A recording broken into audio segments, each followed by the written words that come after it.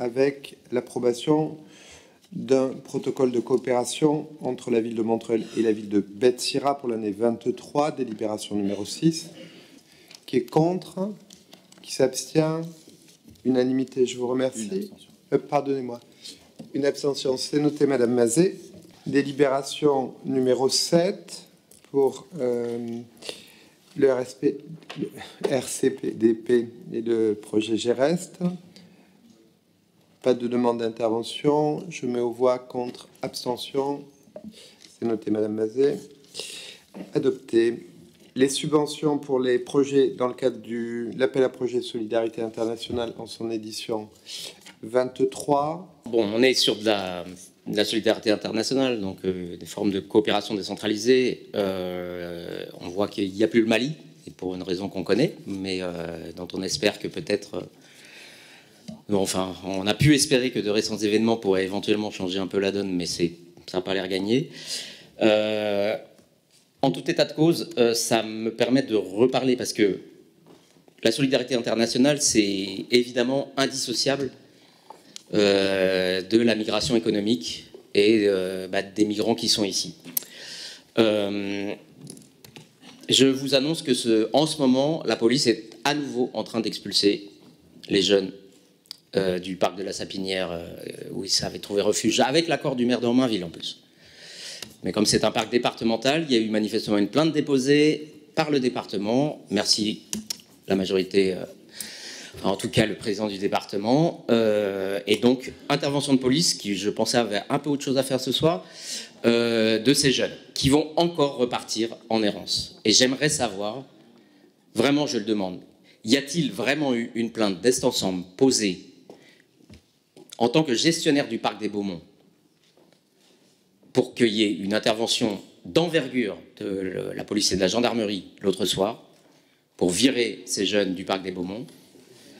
Et quelle est la position du maire de Montreuil, président d'Est Ensemble, s'agissant de ces jeunes qu'on repousse depuis des semaines et où ça va vraiment, enfin, où dans leur état sanitaire commence à devenir inquiétant. Voilà, je sais que vous allez dire que ça n'a aucun rapport, je pense que c'est un rapport. Merci beaucoup. Effectivement, nous sommes sur la délibération numéro 8, ce qui n'est pas concerné par votre question. Je mets aux voix la délibération numéro 8, qui est contre, qui s'abstient. Proposition adoptée. Je vous remercie. Nous passons à la délibération numéro 11, l'approbation de l'avenant de prolongation du contrat local de santé Ville de Montreuil. Il n'y a pas de demande de prise de parole. Je mets aux voix. Qui est contre? Qui s'abstient? À l'unanimité, je vous remercie. La mise à disposition d'un agent de la ville à la caisse des écoles pour le programme Réussite éducative. Pas de demande de parole, je mets aux voix. Contre, abstention, à l'unanimité, je vous remercie. Des demandes de remise gracieuse pour divers titres de recettes de services des affaires scolaires, pôle accueil prestations à l'enfant. Je mets aux voix la délibération. Qui est contre? S'abstient, à l'unanimité, je vous remercie. La délibération 17 sur le système d'information géographique territoriale. Je n'ai pas de demande d'intervention. Je mets aux voix. Contre, abstention, unanimité, je vous remercie. Les tarifs 24 pour la TLPE. Puisque vous aviez évoqué une démarche qui était en cours, ou qui allait être en cours au niveau d'Est Ensemble sur la publicité, sur un règlement local de publicité qui était en refonte ou qui allait être en refonte. Est-ce que vous pouvez nous en dire plus sur où on en est dans cette démarche? Merci. Allez, c'est vraiment parce que c'est vous. Ça a été voté hier et il y a eu donc le lancement de l'enquête publique et il y a eu plusieurs réunions de concertation qui se sont tenues à l'échelle du territoire. Je vous invite à consulter le compte-rendu des débats qui est extrêmement clair sur le sujet. C'est le lancement, puisqu'il y a d'abord un vote d'acte de l'état du travail qui ouvre une concertation publique des parties prenantes, et à la suite de ça, un arrêt définitif. Je mets aux voix la délibération de 19. Contre, abstention, unanimité, la désignation d'un représentant du conseil municipal au sein du fonds de dotation Montreuil Solidaire. Oui, j'avais demandé quelle est, la raison éventuelle, pourquoi on en était là et quelle était la raison de la démission de notre représentant au sein du représentant du conseil municipal au sein du fonds de dotation. On m'a dit qu'on ne savait pas. Bon, voilà, donc manifestement Patrice Bessac ne parle pas à Bessac Patrice. Mais bon, en tout cas, on est le 28 juin. Le fonds de dotation a jusqu'au 30 juin pour déposer ses comptes. L'an dernier, on avait un conseil municipal le 29 juin, les comptes ont été déposés le 29 juin. Donc, est-ce qu'éventuellement les comptes auraient été déposés aujourd'hui? Et pouvez-vous nous dire quand est-ce qu'on aura les comptes et le rapport d'activité annuel une fois? Demain? Bah oui, tant qu'à faire. Bah oui, ce serait logique. Effectivement, je devine que ça sera ça, mais voilà, je pose la question quand même en tout état de cause. Et je voulais savoir si, comment vous, voilà. J'imagine qu'il y a un candidat ou une candidate de la majorité, mais nous allons voir.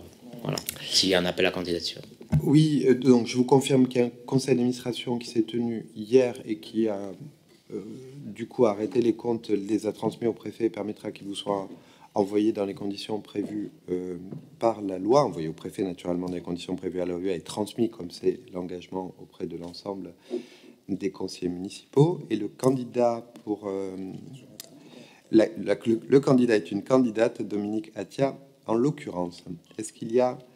Je vous propose donc de procéder au scrutin public sur cette désignation. Y a-t-il des oppositions? Non. Y a-t-il d'autres candidats?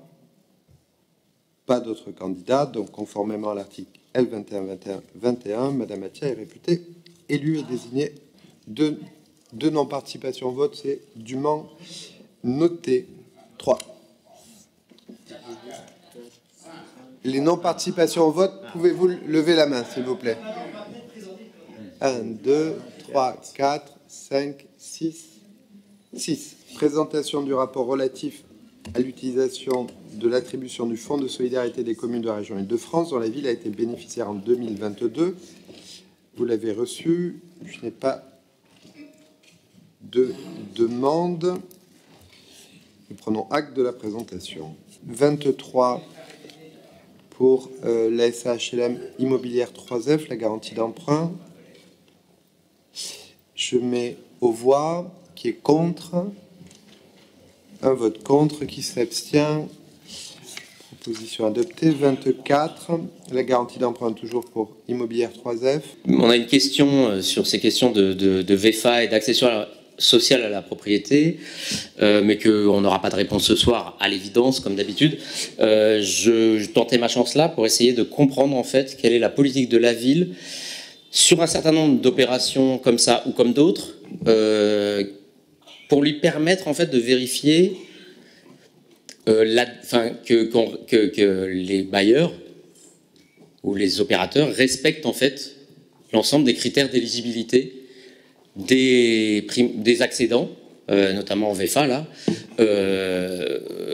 et que c'est bien respecté. C'est vrai que c'est compliqué, mais puisque la ville garantit les emprunts, elle est partenaire sur des opérations comme ça, comment la ville se contrôle ou en tout cas essaye de vérifier l'adéquation en fait et l'éligibilité des personnes qui obtiennent ces logements avec les critères tels qu'ils sont définis par la loi, puisqu'on a des exemples récents qui montrent que c'est contourné.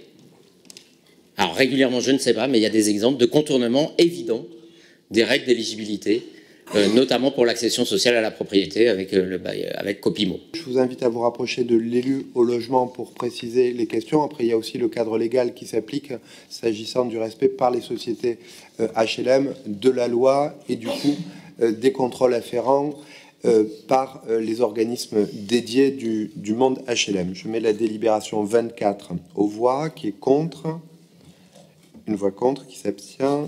Proposition adoptée. Je vous remercie. La convention de mise à disposition de services entre le PT d'Est Ensemble et la commune de Montreuil.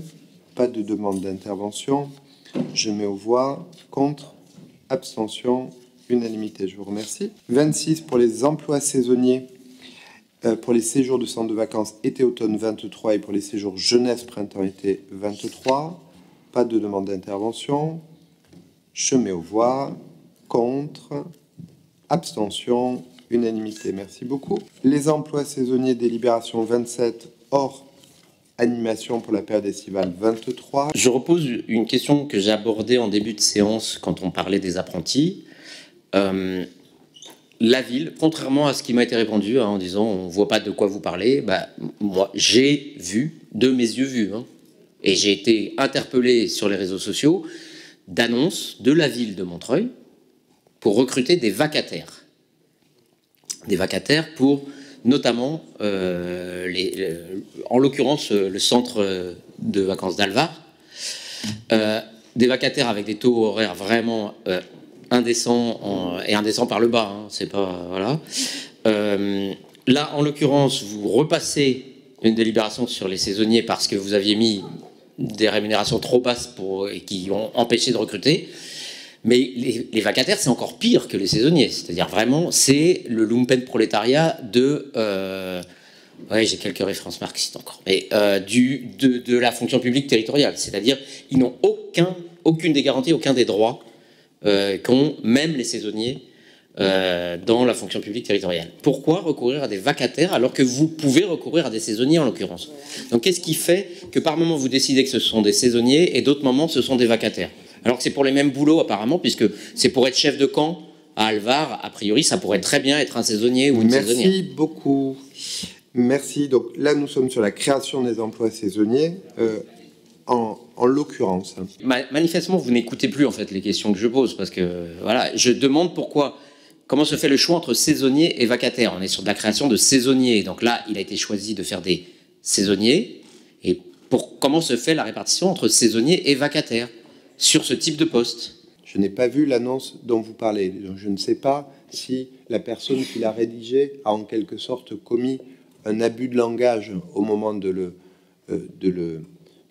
la rédiger, et si on a dit vacataire à la place de saisonnier et saisonnier à la place de vacataire. Ce qui est certain, c'est que les emplois saisonniers pour les services de la ville pour la période estivale, c'est bien l'objet de la délibération, et c'est ce que je peux vous dire, c'est naturellement à travers ces emplois que, hors animation, nous remplissons pour la période estivale, notamment pour les congés des personnes, ce que j'ai rappelé dans la réponse.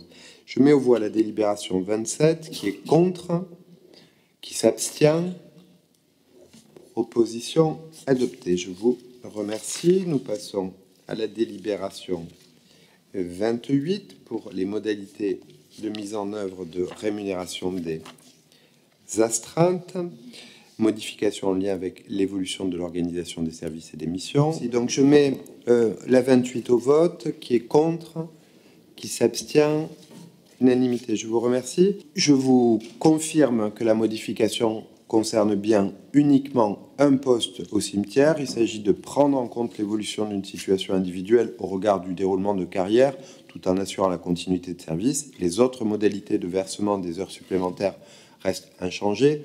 Quant à votre question, pourquoi faire juste une ligne? Pourquoi pas faire juste une ligne plutôt que tout le tableau, ou faire tout le tableau plutôt que faire juste une ligne? Au fond, je vous indique en réponse à votre question que seule la ligne concernant cet agent du cimetière a été effectivement modifiée. Je mets aux voix la 29, qui est contre, qui s'abstient. Proposition adoptée. Je vous remercie. La 30 pour la modification du tableau des effectifs. Pas de demande d'intervention.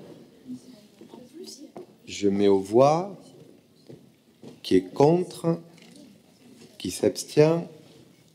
Proposition adoptée. Délibération 31, la désignation et la mise en place du référent déontologue de l'élu local. Pas de demande d'intervention. Je mets aux voix, contre, abstention, unanimité. Je vous remercie.